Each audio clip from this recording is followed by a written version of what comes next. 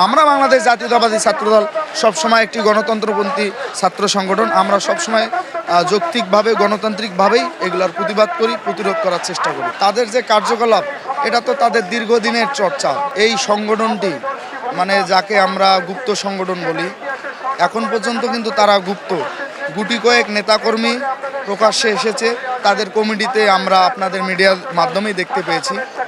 এই গুপ্ত সংগঠনটি এখন পর্যন্ত আমরা যতটুকু দেখে আসছি, তারা গুজব রটিয়ে তাদের বড আইডির মাধ্যমে শিক্ষার্থী সমাজকে সবসময় বিভ্রান্ত করে আসছে। তাদের যে কার্যকলাপ, এটা তো তাদের দীর্ঘদিনের চর্চা। এক্সট্রিম মশার কয়েল প্ল্যান্ট ফাইবার দিয়ে তৈরি, তাই সহজে ভাঙে না, সুগন্ধিযুক্ত ও নিরবিচ্ছিন্নভাবে জ্বলে। ডেঙ্গু, চিকুনগুনিয়া বাহি সহ যে কোনো মশার বিরুদ্ধে দেয় এক্সট্রিম সুরক্ষা।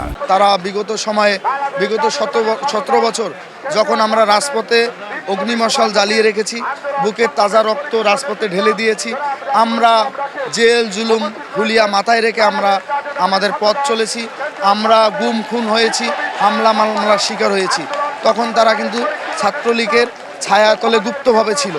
তাদের সেই যে প্র্যাকটিস, আমি তো বিশ্বাস করি, অনেকে বলে, আপনারাও দেখবেন যে বিভিন্ন বুদ্ধিজীবী যারা ছাত্র রাজনীতি নিয়ে বিভিন্ন টকশোতে কথা বলে, তারাও এখন বলে যে বিগত সময়ে ফ্যাসিস্ট ছাত্রলীগের ছায়াতলে তারা থেকে ছাত্রলীগকে আরও বিধ্বংসী করে ফেলেছে। এই যে হেলমেট বাহিনী আমরা বলি, আসলে হেলমেটের নিচে আমরা কিভাবে এখন বলবো কতজন ছাত্রলীগের সন্ত্রাসী ছিল, কতজন গুপ্ত সন্ত্রাসী ছিল। এই বিষয়গুলো এখন সামনে এসে যায়।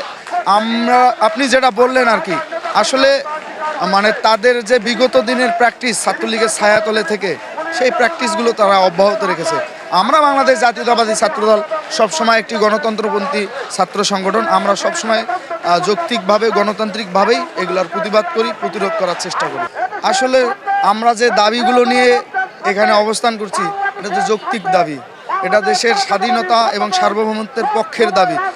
এটা বাংলাদেশে একটি প্রকৃত গণতান্ত্রিক ব্যবস্থা পুনঃপ্রবর্তন হোক, সেটার পক্ষের দাবি।